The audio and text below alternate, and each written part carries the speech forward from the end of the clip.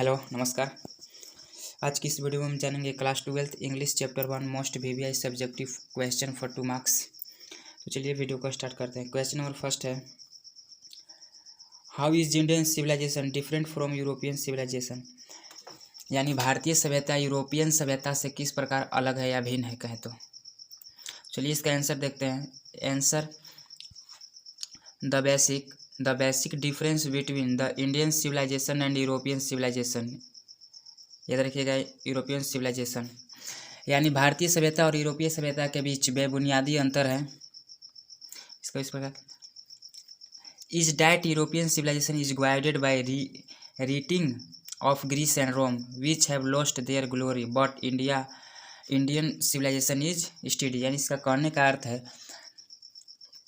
कि यूरोपीय सभ्यता ग्रीस और रोम के लेखों से निर्देशित होती है जिन्होंने अपना गौरव खो दिया है, लेकिन भारतीय सभ्यता स्थिर है। यानी फिर से समझ लीजिए, the basic difference between the Indian civilization and European civilization. यानी भारतीय सभ्यता और यूरोपीय सभ्यता के बीच बेबुनियादी अंतर है। Is that European civilization is guided by reading the Greece and Rome which have lost their glory but Indian civilization is study. European सभ्यता ग्रीस और रोम के लेखों से निर्देशित होती है जिन्होंने अपना गौरव खो दिया है, लेकिन भारतीय सभ्यता स्थिर है। क्वेश्चन नंबर 2 देखते हैं। वाई डू गांधी जी से that mind is a restless bird, what makes the mind restless. यानी गांधी जी क्यों कहते हैं कि मन एक बेचैन पक्षी है। मन को बेचैन करने वाला क्या कारण है। यानी वाई डू गांधी जी से that mind is a restless bird, what makes the देखिए हम जहाँ जोड़ दे रहे हैं वहाँ आपको हिंदी पकड़ना है। What makes the mind restless.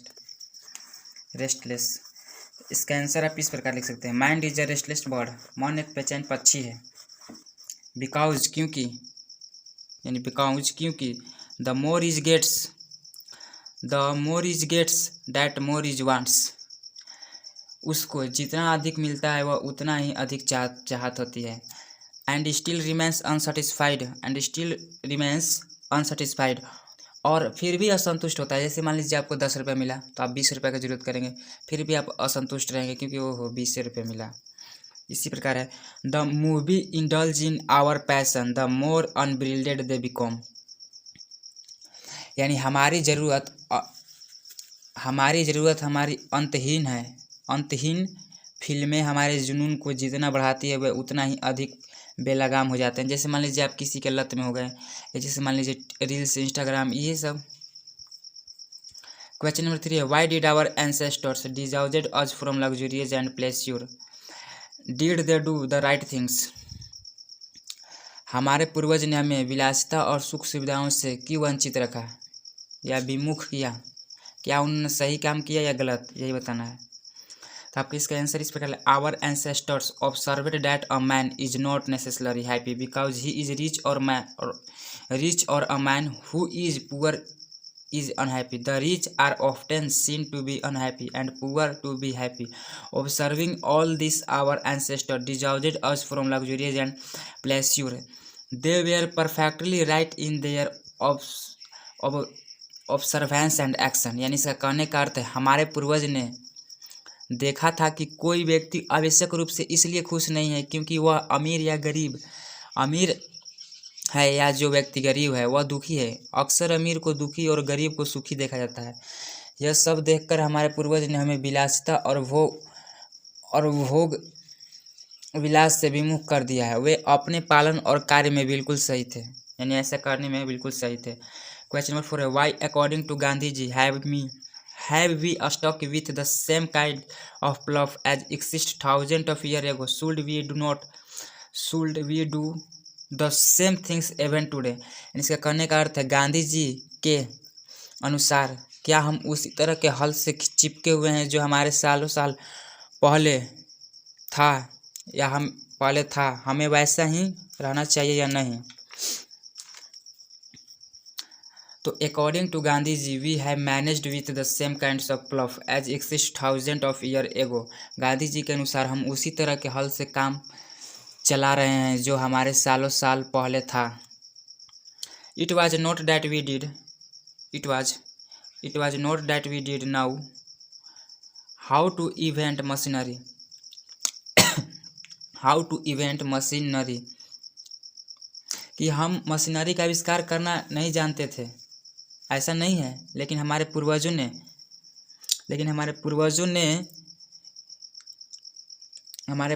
ने हमें अपना दिल ऐसी जगहों में लगाया जो but our forefathers knew that if we see our hearts after such things, हम आगे हिंदी बोलने लगे, we would become salvage. Not we cannot follow today the same kinds of love, we shall lag behind. Moreover, now the population has gone very high. ऐसा नहीं कि हमें machinery का विकास करने नहीं आता था, लेकिन हमारे पूर्वजों ने अपना दिल इस चीज़ या अलग जगह पर लगाया। आज हम उसी प्रकार के हल का अनुसरण नहीं कर सकते हैं, हम पिछड़ जाएंगे। इसके अलावा अब जनसंख्या बहुत अधिक से बढ़ रही है। How did our ancestors view large cities? Why were they satisfied with a small village? यानी हमारे पूर्वज बड़े शहरों को कैसे देखते थे, वे छोटे गांव से संतुष्ट क्यों थे? Our ancestors saw that happiness was largely a mental condition. They future reasoned that people would not be happy in large cities. A mental good and mental code be gangs of thieves and robbers, prostitutes and wrongdoers, evil person. That why they were satisfied with a small village. हमारे पूर्वज ने देखा कि खुशी काफ़ी हद तक एक मानसिक स्थिति की उन्होंने आगे तक लोग इस बड़े शहरों में सुख नहीं होंगे, जैसे कि चोर, डकैत, लुटेरे, व्यवसाय आदि गलत काम करने वाले दृष्टि व्यक्तियों के गिरोह से, इसलिए वे छोटे शहरों में संतुष्ट थे। How did our ancestors enjoy true home rule? Our ancestors saw that kinds of all powerfuls were inferior the riches and fakirs. The nation has courts, lawyers and doctors, but were all within bonds. Wakil and wats did not rob people, they were considered people's dependent, not their master. The ordinary rules was to avoid courts thought justice was fair. There were no thoughts to tempt and misguided people. The evil too was noticeable only this and around capital. The common people lived independently and followed their agriculture occupation. Thus they enjoyed true home rule.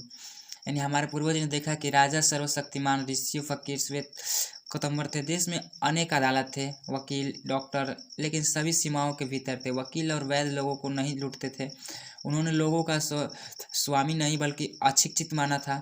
सामान्य निष्पक्ष अदालत से बचना था। हालांकि न्याय निष्पक्ष था, लोगों को लुभाने और गुमराह करने वाले कोई दलाल नहीं थे। यह बुराई भी केवल राजधानियों और उसके आसपास ही ध्यान देने योग्य थी। अगर आम लोग स्वतंत्र रूप से रहते थे और अपना कृषि व्यवसाय अपनाते थे। इस प्रकार उन्होंने सच्चे होम रूल का पालन किया।